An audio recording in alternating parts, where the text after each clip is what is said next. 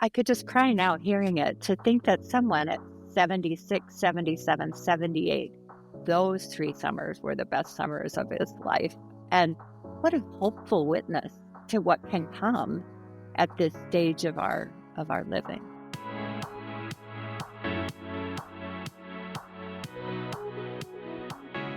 Hello again, welcome to the Live Long podcast. I'm Peter Bowes. This is where we explore the science and stories behind human longevity with the goal of mastering the aging process. And I know I say that at the beginning of every episode, but I just want to labour the point of mastering the aging process for this particular episode. I don't necessarily believe in reversing aging, or I'm not anti-aging or anti-aging. I'm pro-aging, mastering the aging process, enjoying life as well as we can with optimum health and vitality, maximising our health span, and not necessarily thinking about lifespan, just enjoying those vital years as long as we can. And I say that for this episode because our guest is Becky Blue. Becky is the author of a wonderful book about aging that really puts the process into perspective. Becky, it's great to see you. Thanks for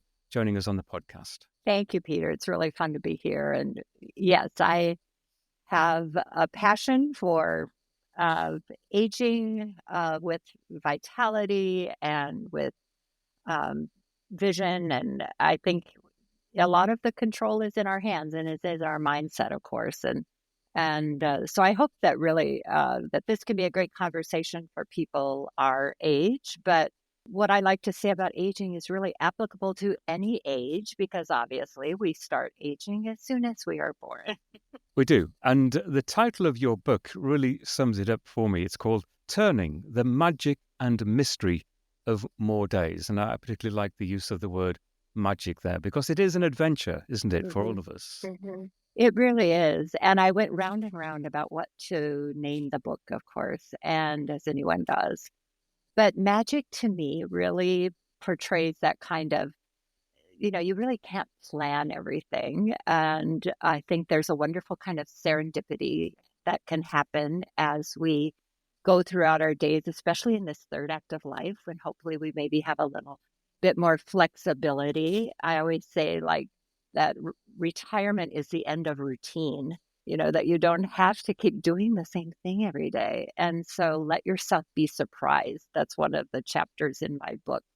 And I think that magic kind of encompasses all of that. Well, let's start with the TED Talk in which you refer to a party that you went to and celebrating a momentous big birthday for one of your friends. And inevitably someone said, well, 60 is the new 40. And you cringed a little bit. Why was that? Yeah. Well, it was kind of, my first friend who was turning 60. So, that was 5 years ago now. But at the time, it was a big deal. And so we're at a wine bar and everybody's raising their glass. And I knew someone would say it. And they said, 60 is the new 40. And I did. I just kind of cringed because I really probably was just writing my book at the time. And I was probably actually writing 60 is not the new 40. 60 is the new 60. And I don't think any of us who are in this age really want to go back to being 40. Maybe we do, parts of it. But there's parts of being 40 that require a lot of responsibility and busyness and activity and possibly children, whatever, lots of work obligation. So 60 can look much different than 40, and it can be much better. And honestly, I would say that I feel better physically than when I was 40. So, Becky, you are a retired geriatric nurse. Can you just give me a little potted history in terms of your career? You're a writer as well. What brought you to this point in your career, and especially your deep interest in the aging process? Thank you for asking that. Yeah, I became a nurse like so many of us of my vintage, graduated with my degree in 1981, and then went through a variety of different roles, but was always kind of drawn to those people who are in kind of that third act of life, or even into more towards the end of life, and just kind of having a real heart for that, because from a nursing perspective, you're really allowed to have much more independence or autonomy as a nurse when you're working with that age group. And there's so much to do with really looking at people as body, mind, and spirit. And my probably last third of my career was in faith community nursing, where we put nurses into churches. And so I have a real passion for looking at people in body, mind, and spirit. And I think the way that we look at aging today, if you would listen to most, commercials or, open a magazine or whatever. And I really appreciate your comment about we can't prevent aging. It's not like something you don't want to stop it, right? But there's often the piece that is left out is, we look so much like the body. What does the body do while it ages? But to really help that body stay as active and as vital as it can be, you have to also feed your mind and feed your spirit. So it's the kind of a three-legged stool, if you will. All those pieces need to be together. So to your question about how did I end up here, I've always kind of written in my life, and actually through my career, I wrote a lot of grants and just kind of kept up with my writing. But then to actually have time once I retired, and it just kind of came as an idea that, okay, I'm going to turn 60. How about if I write about this and talk about my own aging in real time? And one of the reasons that I talk a lot about not defying aging, not reversing aging, is that certainly I believe that part of the joy of aging is embracing the wisdom that we've acquired over the decades, the wisdom of what it was like to be 20, 30, 40, 50, and now in my 60s. And that is something that you can't manufacture. You've got to live it to appreciate it and then ultimately benefit from it. And I know you have said that you'd like to embrace being 90 by saying that 90 is the new 90. And it's not necessarily the 90 that you might have envisioned, but it's the 90 that you can make of it, or the 60 that you can make of it because of who you are and what you've learned. That's so true. And so even now in our 60s, we need to be, I don't like to use the word planning, but anticipating, or just know that if I'm blessed by turning 90, this is how I want to be. And so there's a lot of things going back to kind of the physical health that you need to do now to make sure that you can get to 90 and be that new 90, that I want to be back at the wine bar with my girlfriends and toasting the new 90.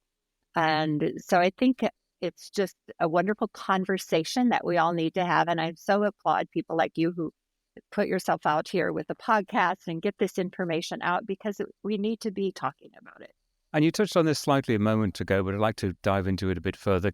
The image of what it is like to be a certain age. And I think therein lies the problem, that old people, and say, I use the word old, which probably isn't the best word to use, I think, when we're having this debate, but someone who is 60 or 80, that there is this image of what that person is like or is going to be like. And it's an image that we start nurturing from our own childhood, the image of what it's like to be an older person, which, understanding the science behind aging now and the benefits of a good diet and lots of exercise and all those positive lifestyle traits, that we are not that image of an older person that we might have had as children looking at our grandparents or great-grandparents. Oh, yes. I mean, I always think of that. I write about it in the book. And I think it's a great conversation to have. Who are your role models of aging? And they've probably changed over the years. When I was young, I probably would say,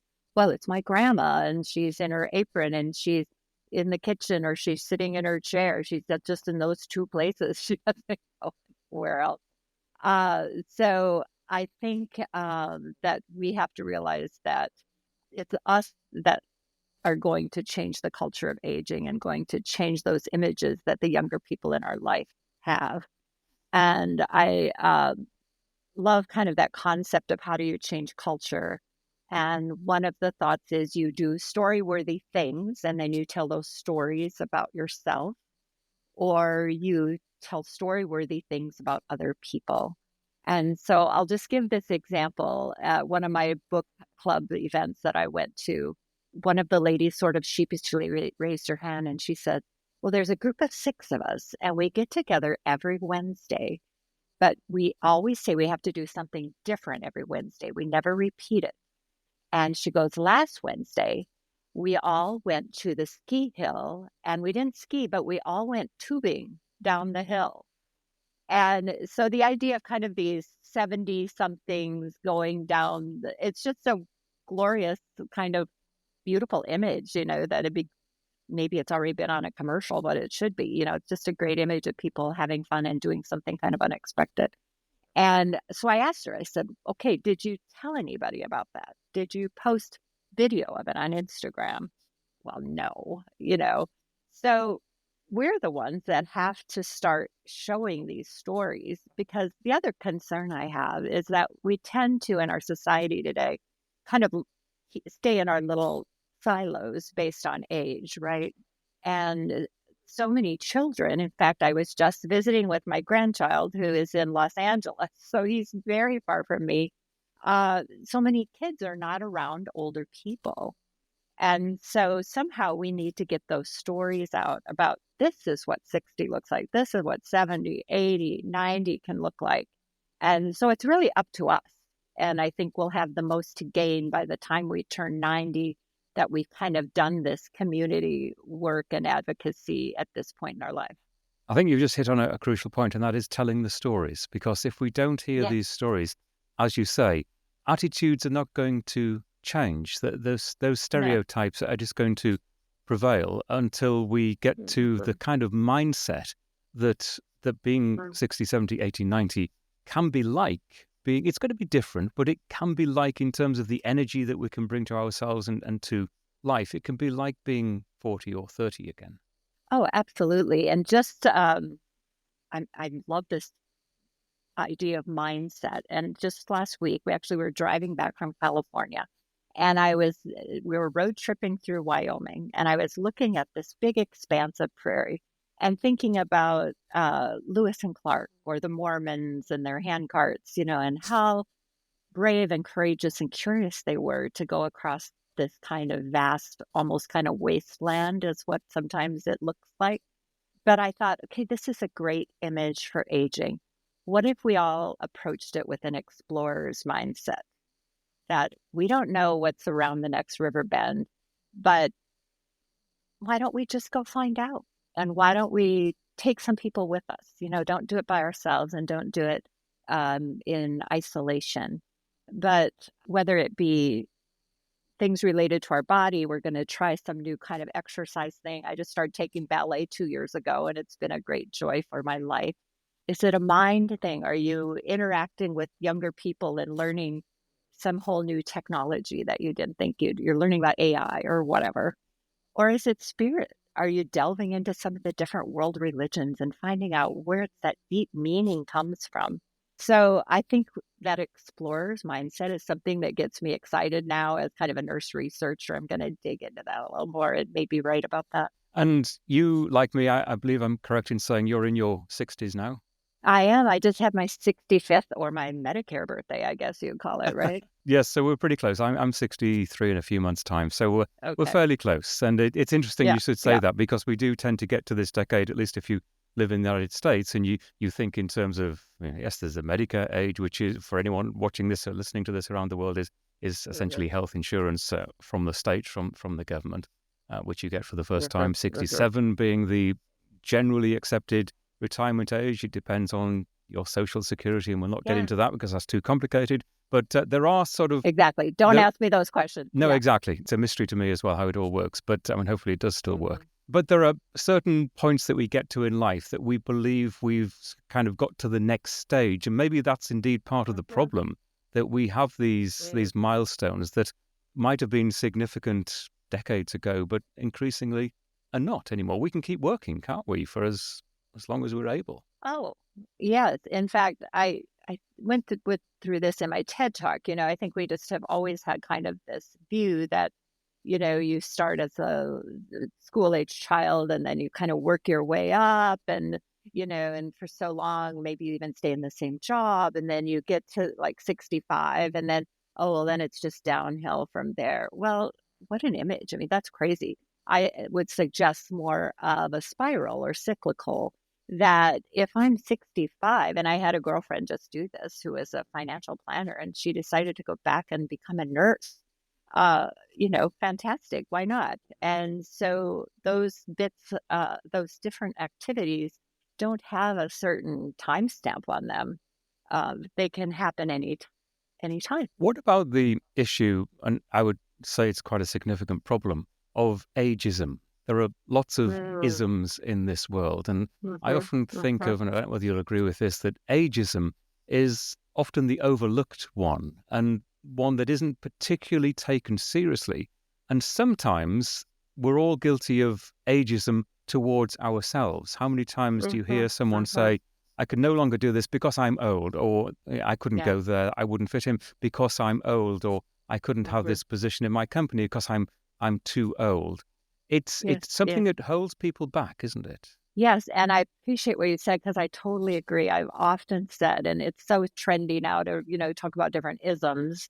I mean, it has been for decades, but the one ism that has never been really put away is ageism. And it's unfortunate. And so, my bigger mission, even beyond sharing my book with people, is I want to change the culture of aging.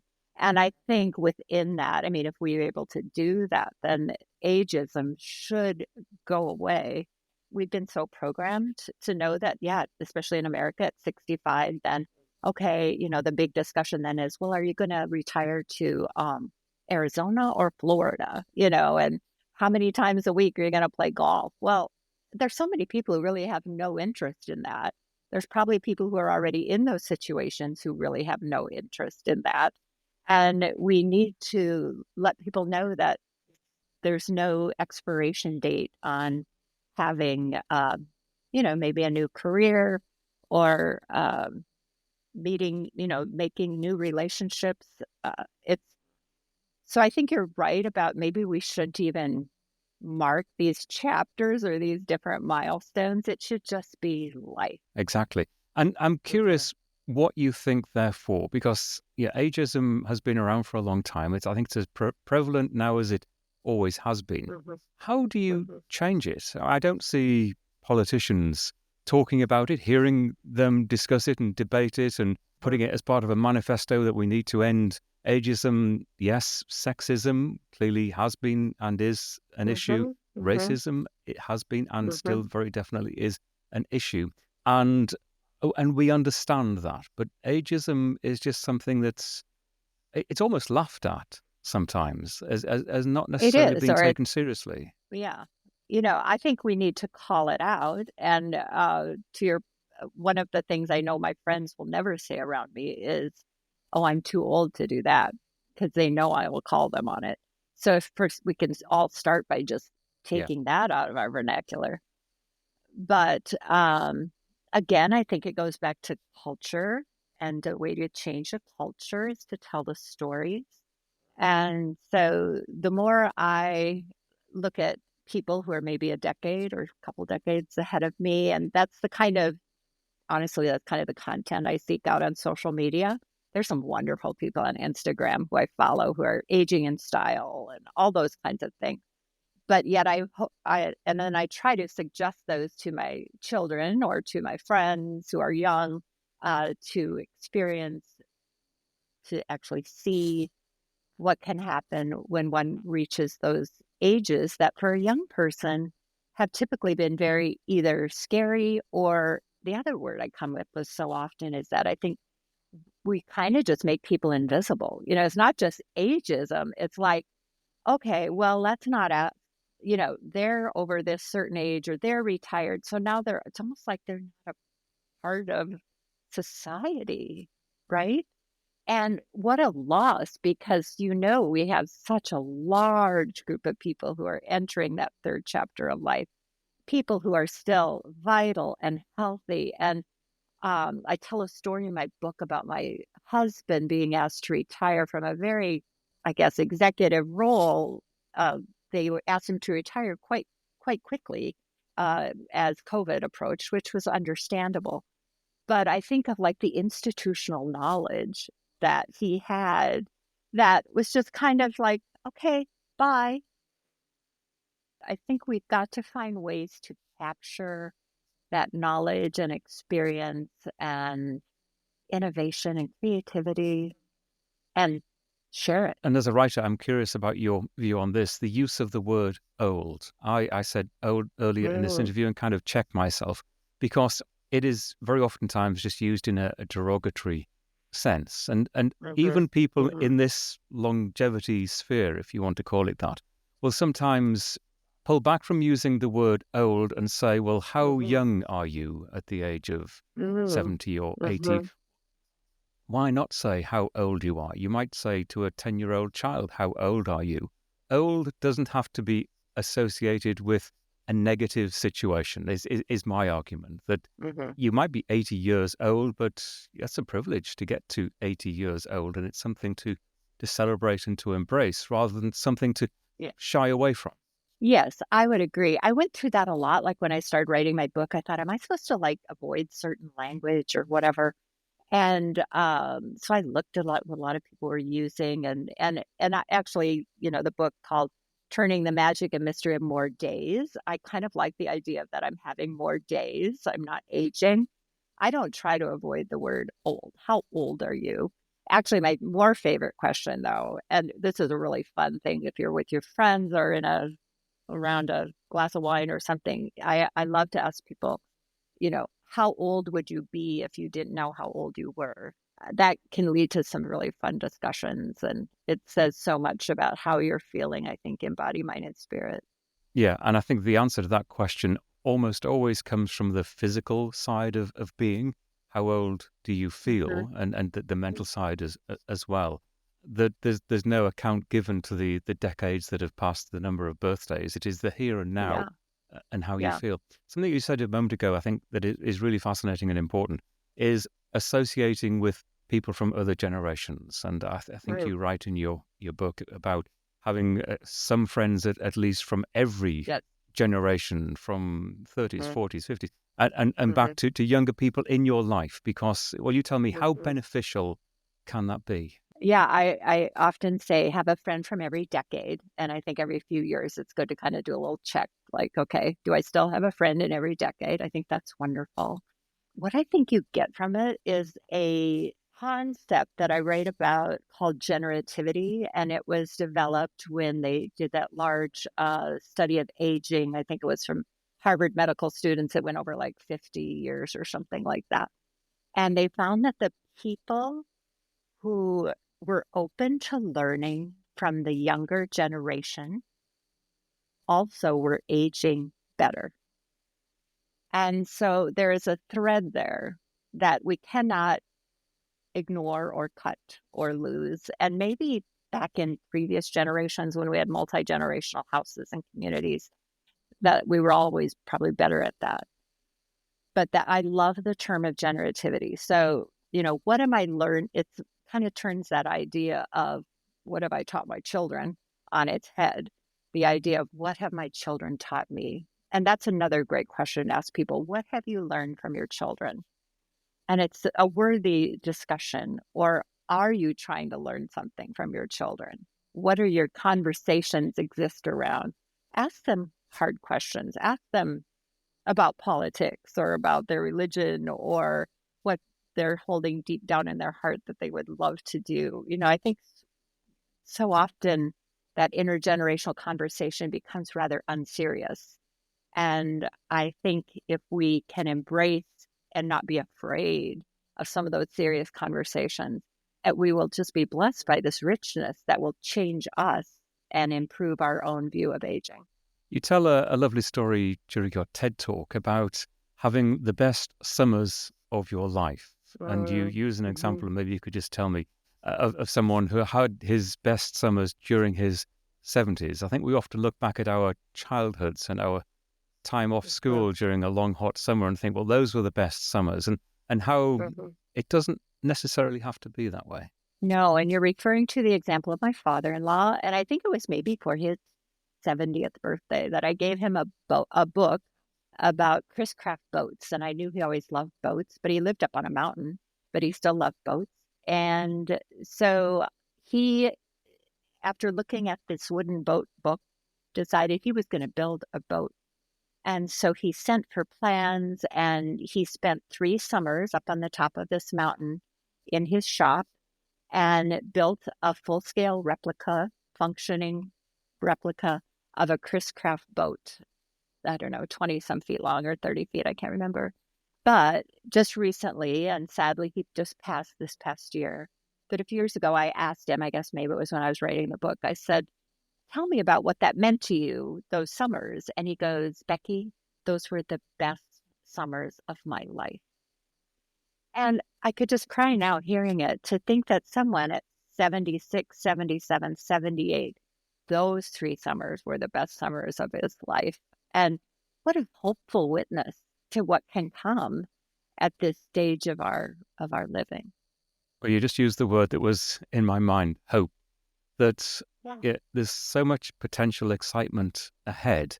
And that's the real point of all of this, isn't it? That we don't know what's coming, that as long as we put ourselves in the right place and I'm talking about health and vitality and physicality, put ourselves in the right place to potentially enjoy what's to come and not see the future as closing in on us, that it's still open in terms of potential opportunities. Yeah. And what I feel is, or what I use a lot, is the idea of posture. And I do love that we can all stand up and have good posture. That's important for fall prevention and all of that. But I'm thinking about the posture of not turning in on ourselves. And I think that's kind of a risk, the way the aging marketplace looks right now. I won't even get into how many billions of dollars the cosmetic industry makes and all that, people trying to not look their age. But to me, those are all sort of inward kinds of activities that make ourselves our own self-improvement project. And what I would rather do is tell people the posture you should assume in your third act of life is to turn out and look around. Look at what your community needs. Look at what your neighbor needs. Look at what the person sitting next to you in the coffee shop needs. And when you're involved in those kinds of outward activities, those are the things that are going to bring you life and bring you generativity and just make you an interesting person. To think of the stories you'll have to tell. If rather than you've been looking in yourself all week, at that you've been looking out, seeing what the world needs. So, Becky, I know you enjoy traveling. What is it about life, and what do you do that really invigorates you as you look to your future?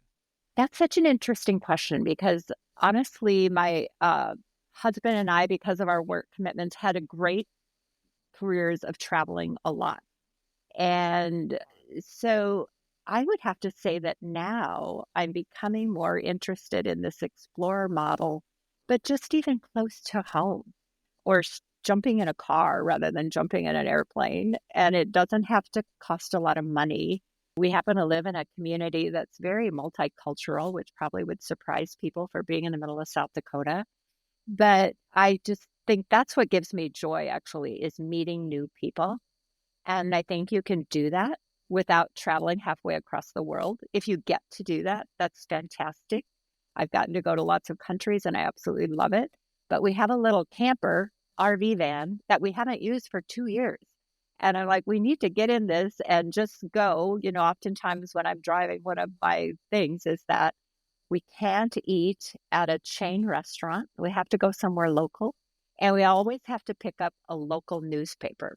It might cost you $1.50, but it's just eye-opening to find out what's going on in these different places. And based on the research that you did for your book and your talks, how have you, if you indeed you have, how have you changed your life in the last few years because of the new wisdom that you've acquired and the depth of thought that you've given to the aging process? Thank you for asking that, because I think that was something when I started writing the book. I wasn't expecting to be impacted by my own book, but I feel like I have been. And I think the way it's impacted me, it's really kept top of mind some of those, the things I go through in the book about keeping ourselves healthy. There's a physical section, not being fearful. I talk about that a lot. Don't be afraid. How do you get through that? And if you're invisible, that's maybe your own fault. how to kind of put yourself out there, about confidence. And then I do talk a fair amount about faith and about having something to cling to. And I use the idea of a spirit animal. That's my spirit animal is a mountain goat, and that they can just cling to the side of a mountain even when things are getting rough. And that's just how they're built.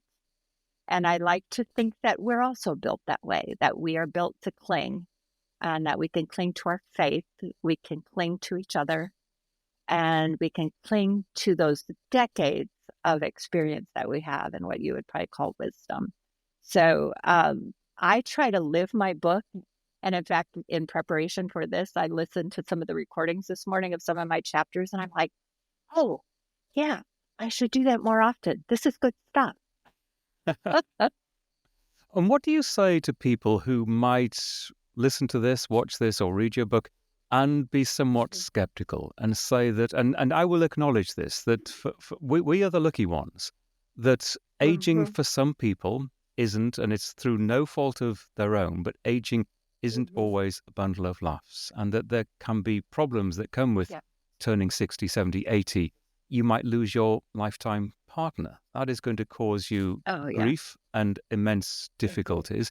You could face financial problems. There are a whole gamut of issues that can hit you later in life, and that it isn't always going to be plain sailing. It isn't always going to be fun. It isn't always going to be that sort of blue sky approach that you and I have been talking about. So what do you say to that very real issue?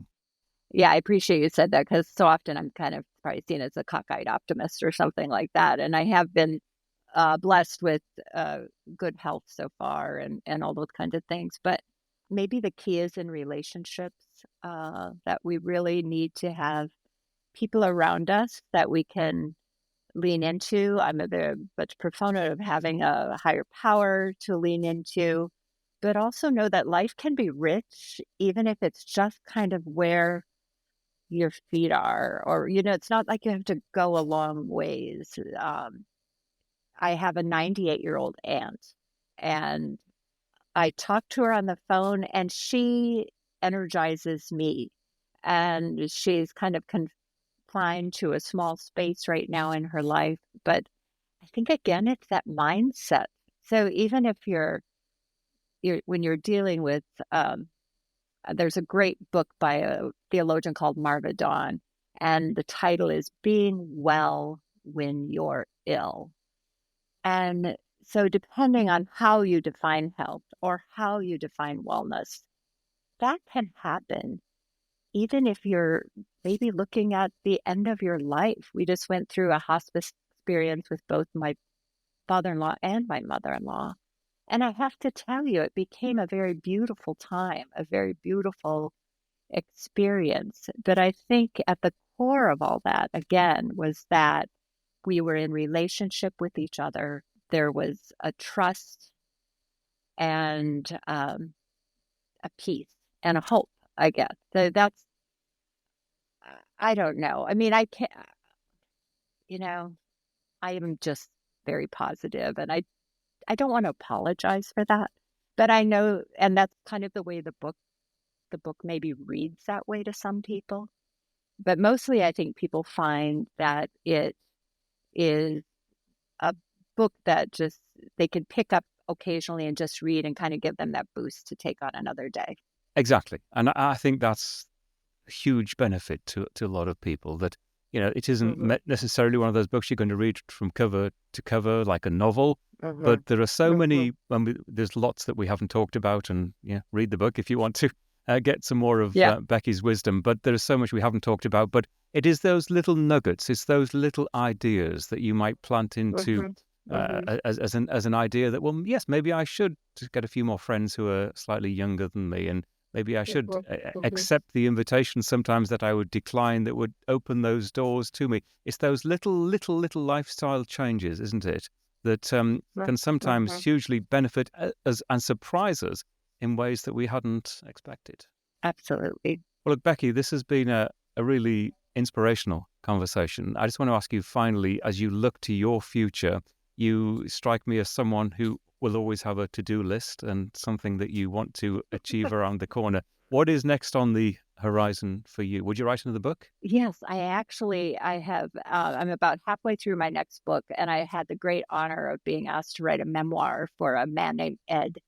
And so it's looking at his life as in the military, but also more so, he wants to tell the love story between he and his second wife, Rose. And so, honestly, the concept of old love or finding love later in life is what this story is about. And it fascinates me. And I would like to dig into that more, that whole concept of old love. I think that's a whole new interview, a whole new episode, maybe a podcast of the future. Becky, really appreciate you taking your time to talk to us. Best of luck with all of your ventures. In the show notes for this episode, I'll put some of your details, how to get the book and the transcript of this conversation. And maybe we'll talk again about the next book. Thank you so much. Oh, I'd look forward to that. Thank you, Peter. This podcast is for informational, educational, and entertainment purposes only. We do not offer medical advice. If you have health concerns of any kind, or you are considering adopting a new diet or exercise regime, you should first consult your doctor.